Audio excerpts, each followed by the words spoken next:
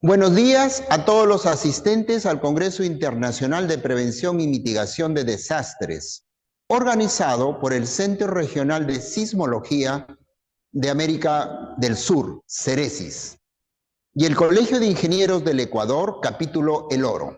Este evento es auspiciado por la Federación Internacional de Sociedades Científicas FIS, prestigiosa institución fundada en Francia en 1947 por el doctor y sabio francés doctor Serge Raynaud de la Ferrière e instaurada en América por el doctor y sabio mexicano doctor David Ferriz Olivares.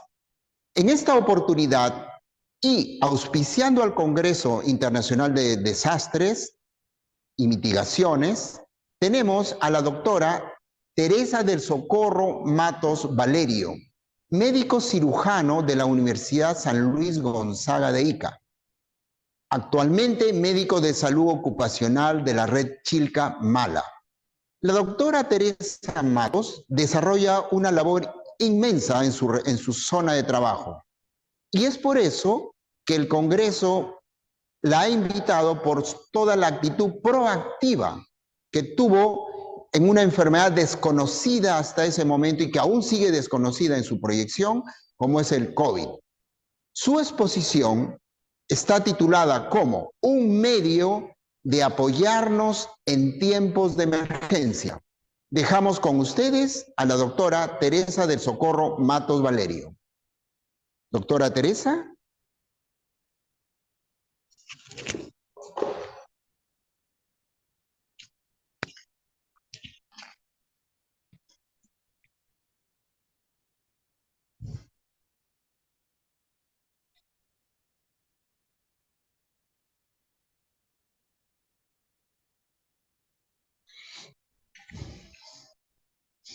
Buenos días con todos, autoridades, público en general. Muchas gracias por esta oportunidad. El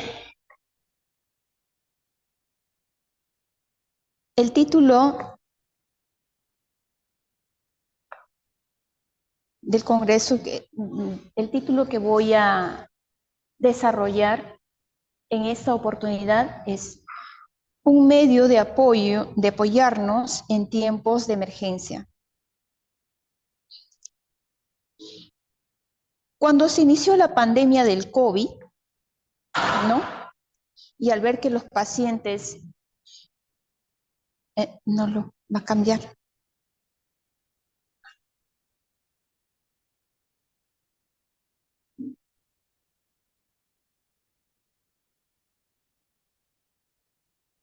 ¿Otra vez? Sí, otra vez. Allá. La siguiente. Bien. Cuando se inició la pandemia del COVID-19 y al ver que los pacientes eran un número exacerbado y fuera de control, imposibles de monitorizar a esta población, se me ocurrió que podría formar un WhatsApp de salud por sectores, ya que en mi microred yo hice el tema de sectorización. La siguiente, por favor.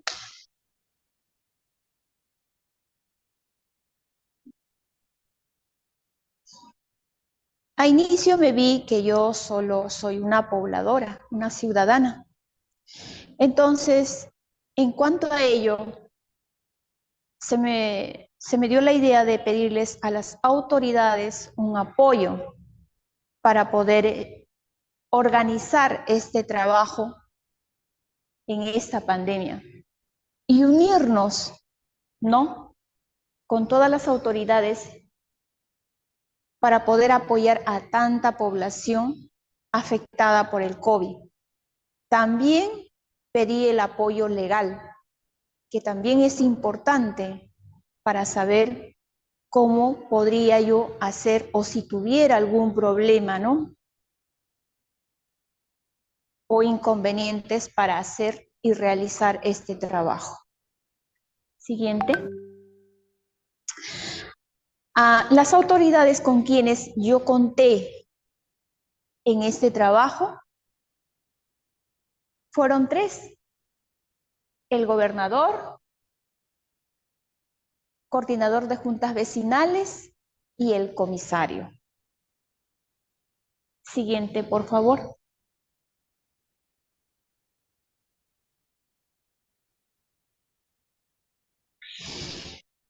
A estas autoridades yo les solicité que me hicieran un documento, como dice allí, solicitándome apoyo como médico para la población.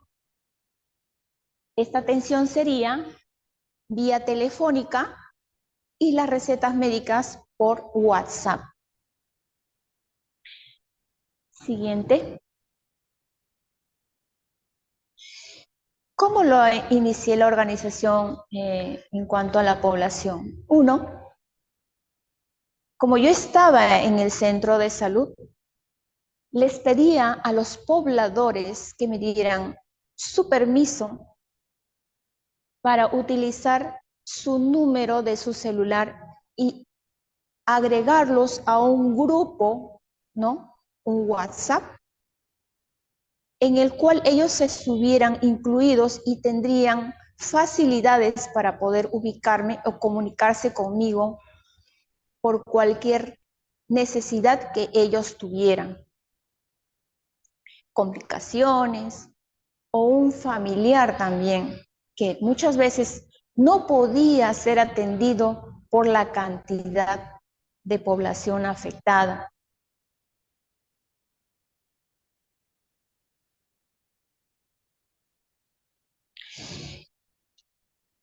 El otro era que una de las autoridades tenía un grupo ya a su cargo, ¿no? Que eran juntas vecinales. Entonces, como ya tenía ese grupo definido, yo definí pues que cada persona, cada integrante de ese grupo, denominarlos coordinador para un sector, que sería el líder para un WhatsApp. Y esta persona, ay, nomás déjelo. Y esta persona sería, por ejemplo, que tendría varias funciones. Aquí, por ejemplo, tenemos grupo de coordinadores. Aquí presenciamos 3 coordinadores. Los de chalequito, cada uno iba a ser un coordinador. Ahí también vemos a una de las autoridades. ¿Podría continuar? A cada coordinador o cada coordinador tendría tareas que cumplir también como líderes de ese WhatsApp. Acá dice, sería a cargo de un grupo poblacional de acuerdo a su domicilio, para que tengan esa facilidad de poder comunicarse o que se comuniquen, ¿no? Ya que los conoce el poblador que vive a su alrededor o vecinos. También sería ingresar ese poblador o los que yo le enviara, los números que yo le enviara, de acuerdo a su sector, al WhatsApp. El siguiente, por favor. Acá dice hacer respetar las reglas de convivencia por las diferentes religiones, grupos políticos y diversas opiniones.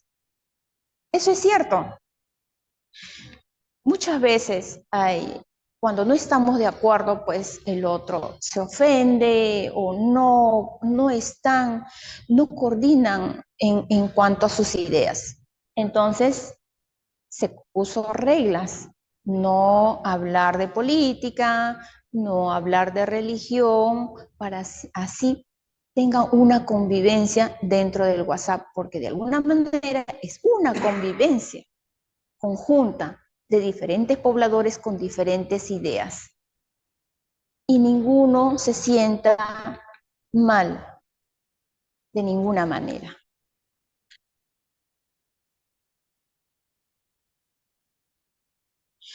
Estos WhatsApps, ¿no? Así como dice, facilidades para el trabajo y disminución de riesgo, me facilitaba para la comunicación con el paciente enfermo, para poder medicarlo, ubicación de paciente COVID para dar apoyo en cuanto a alimentos y medicamentos. Esta parte de medicamentos y alimentos, esto lo hacían las juntas vecinales porque habían donaciones y como habían pacientes enfermos, se les ubicaba con facilidad, ¿no? Porque solamente se colocaba tal paciente, al coordinador se le decía, ¿no? ¿Este paciente está en tu grupo de WhatsApp? Sí, decía. Ah, ya, perfecto. Entonces, buscaba y facilitaba la ubicación del paciente, ¿no? Y se le preguntaba, ya teníamos el número y se le preguntaba dónde vives, cuál es tu dirección para poder llevarte el medicamento que necesitas o los alimentos, ya que las iglesias y las empresas, ¿no?, nos hacían llegar las diferentes donaciones.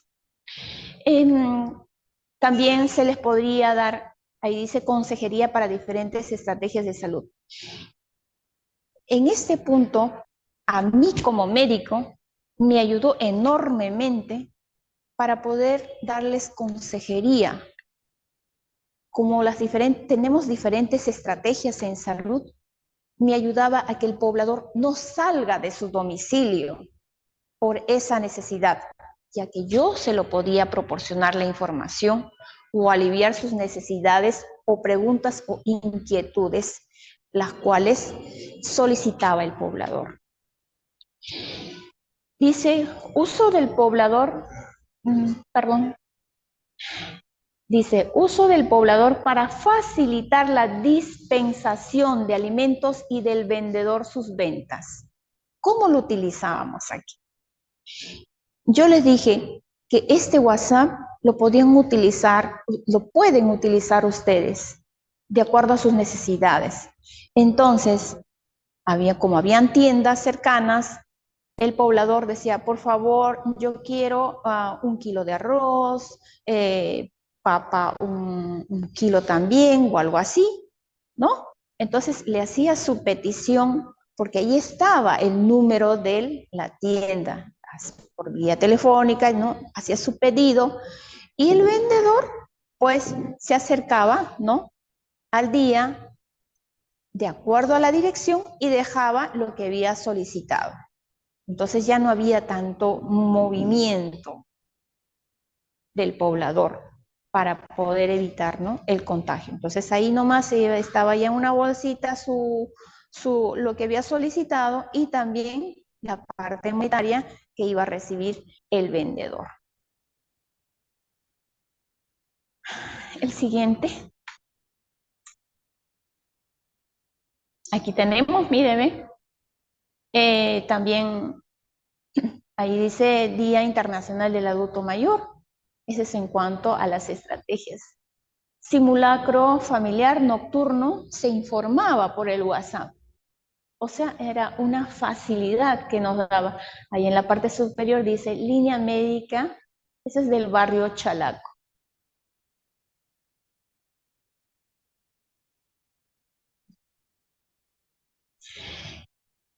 También en cuanto a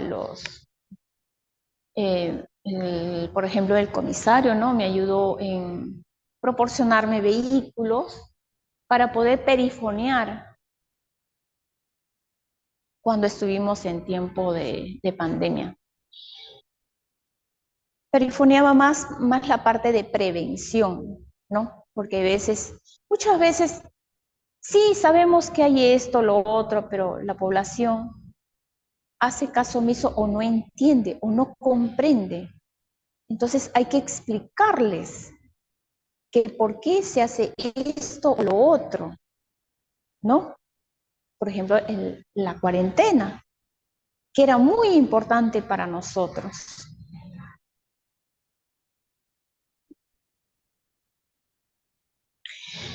Ahí dice, actualmente los integrantes son un grupo de voluntariado que siguen dando apoyo a la comunidad y buscando su consolidación. Sí, actualmente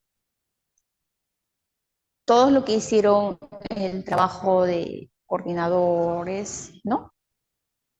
El grupo de junta vecinal, son un grupo de voluntariado, ¿no? Aquí vemos la mística que tiene ese poblador, ¿no? De querer seguir apoyando y ayudando. Bueno, actualmente son un grupo de voluntariado.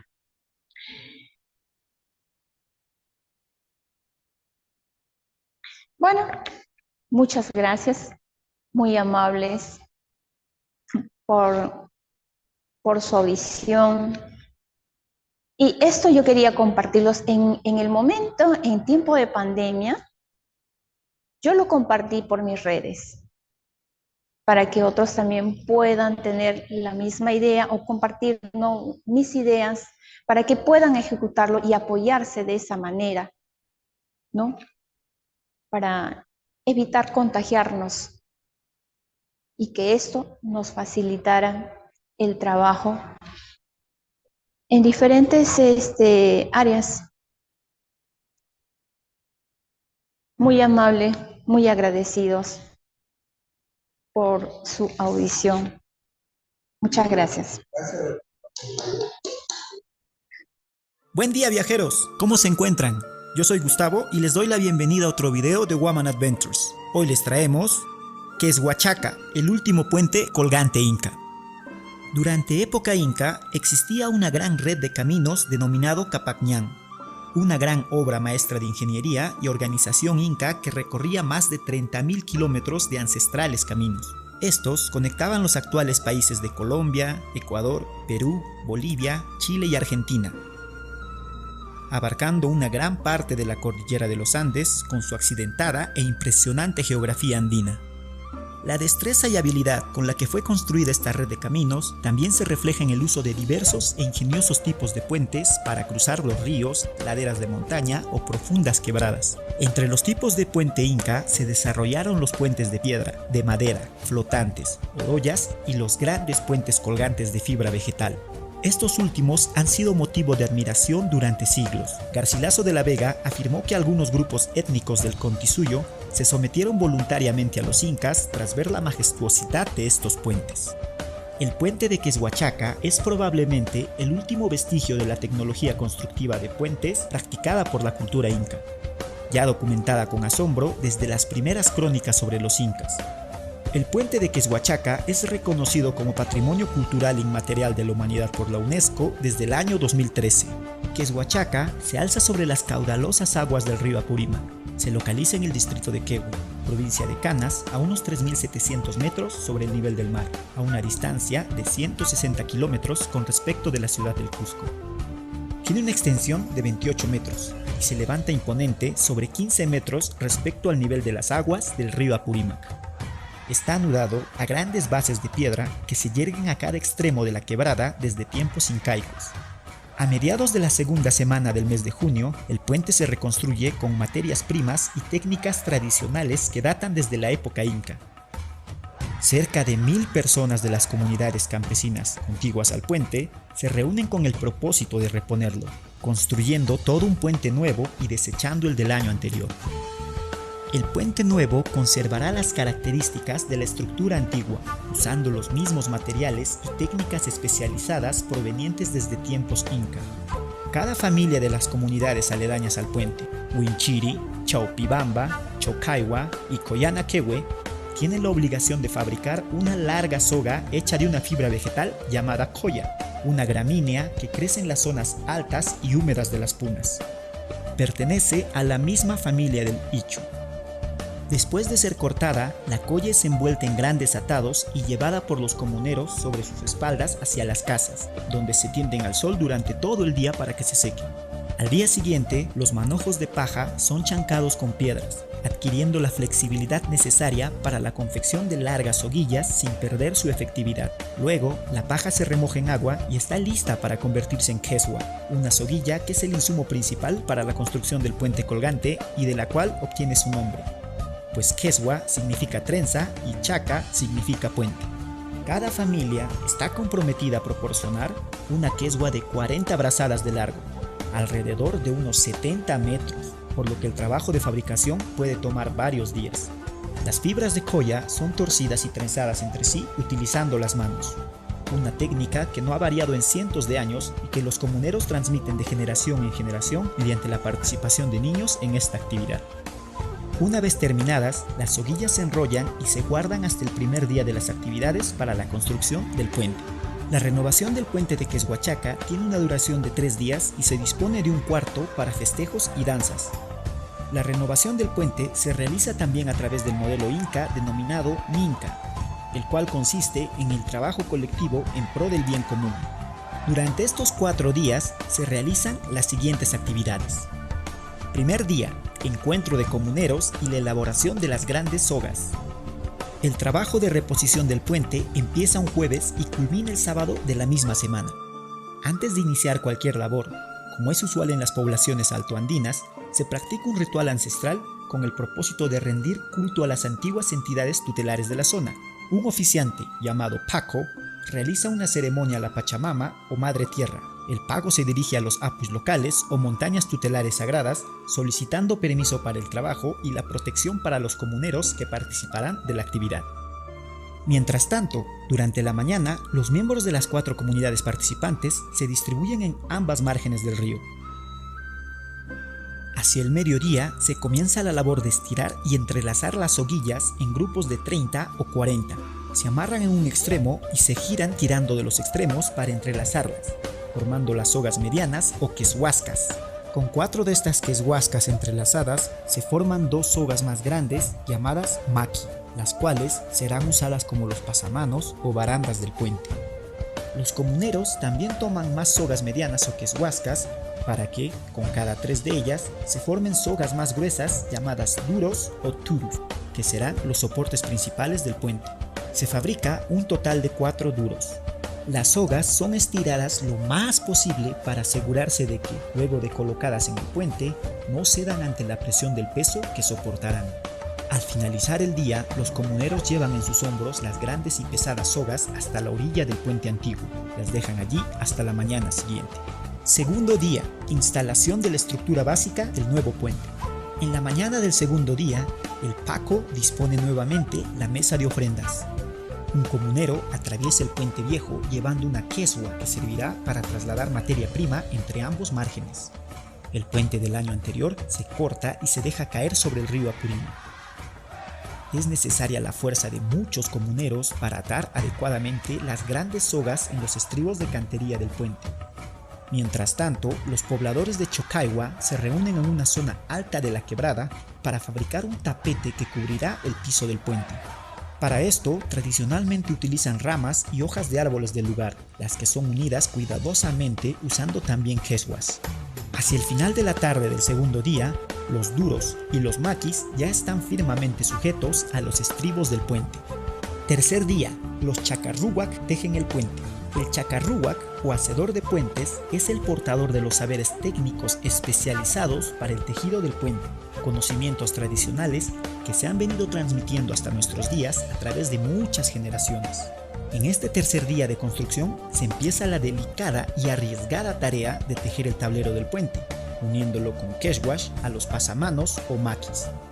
Luego de comprobar la firmeza de la estructura de sogas colocada el día anterior, 2 maestros chacarrúhuac se sientan sobre las bases del puente, uno a cada extremo, y se inicia con el proceso del tejido, apoyados por 2 comuneros, quienes les van suministrando quezhuas y cayapos respectivamente.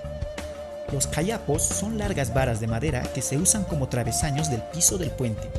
Estos son colocados por los chacarrúhuac cada cierto tramo del tablero.